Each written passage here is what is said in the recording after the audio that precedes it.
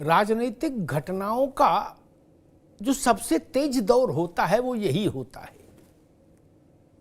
जब चुनाव देहरी पर हो, टिकटों का बंटवारा हो रहा हो, गठबंधनों का रूप स्वरूप तय हो रहा हो, उसको अंतिम रूप दिया जा रहा हो और बड़े नेता प्रचार में उतर चुके हो। वो समय सबसे ज्यादा राजनीतिक तौर पर जिसको आप कहें सक्रियता वाला समय। कोई टिकट पाने के लिए दौड़ रहा, कोई टिकट बचाने के लिए दौड़ रहा, और सब दलों में स्थिति जहां गठबंधन है वहां कोशिश है कि हमको ज्यादा मिले हिस्सा। और इन सब के बीच में अगर मंत्रिमंडल का विस्तार भी अटका हो तो आप सोच सकते हैं राजनीति चरम पर पहुंच जाती है, सक्रियता चरम पर पहुंच जाती है। उत्तर प्रदेश में वैसा ही है। एक तो भारतीय जनता पार्टी ने मोटे तौर पर अपने जो एलाइज हैं उत्तर प्रदेश में उनके लिए सीटों का कोटा तय कर दिया और अनौपचारिक रूप से सीटें भी तय कर दी। 2 सीट आरएलडी को, 2 सीट अपना दल को, एक सीट राजभर और निषाद की पार्टी को, यानी 6 सीटें पर सहयोगी और 74 पर भाजपा। अब ओम प्रकाश राजभर का राजयोग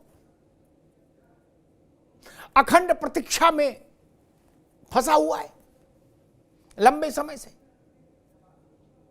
बार बार तारीख वो देते रहे लेकिन मंत्रिमंडल विस्तार नहीं हुआ।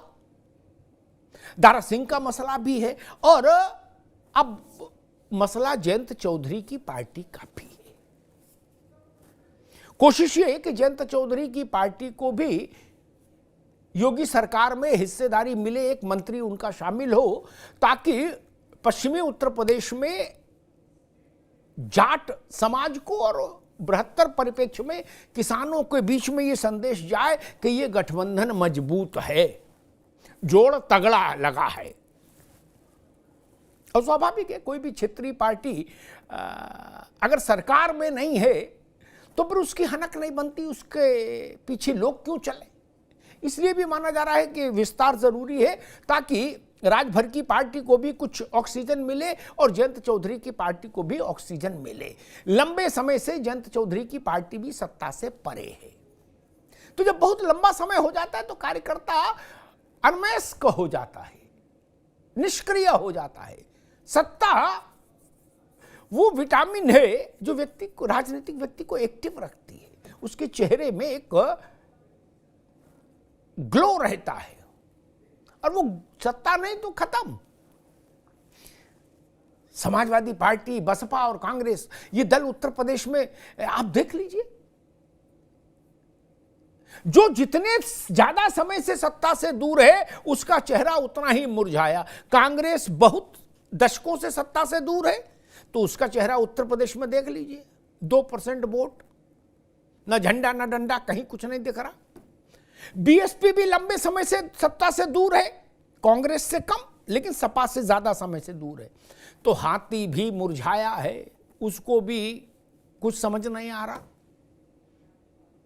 लोग छोड़ छोड़ भाग रहे हैं। मायावती जी ने जिनको सांसद बनाया पिछले 2019 के चुनाव में अखिलेश यादव के साथ गठबंधन से, वो सब भाग रहे हैं, दूसरे दलों में अपना स्थान खोज रहे हैं। मायावती जी नए कैंडिडेट खोज रही हैं कि भाई बुलाओ, इंटरव्यू कराओ, क्योंकि सत्ता नहीं है तो ना कैंडिडेट अच्छा मिलता है ना और चीजें फिर सेट होती हैं। समाजवादी पार्टी कांग्रेस और बसपा के मुकाबले उसका वानप्रस्थ काल अपेक्षाकृत कम है, लेकिन फिर भी 7 साल का, 6.5-7 साल का तो वानप्रस्थ काल हो ही गया। तो उस जितना सत्ता से दूर उतना ही चेहरा निस्तेज। इसलिए सत्ता बहुत बड़ा एक उत्प्रेरक है राजनीति में। अब बताया जा रहा है कल भी हो सकता है योगी आदित्यनाथ के मंत्रिमंडल का विस्तार। आज मुख्यमंत्री ने गवर्नर से मुलाकात भी की। राजभर जी कह रहे हैं कि आचार संहिता लागू हो उससे पहले मुझे लगता है हो जाएगा विस्तार। उदाहरण वो दे रहे हैं कि पिछली बार आचार संहिता से पहले दिल्ली और लखनऊ दोनों जगह विस्तार हुआ था, तो इस बार दिल्ली में ना हो, कम से कम लखनऊ में ही हो जाए। हजारों ख्वाहिशें दिल में कि हर ख्वाहिश पर दम निकले। ये स्थिति इस वक्त उत्तर प्रदेश की सियासत की है।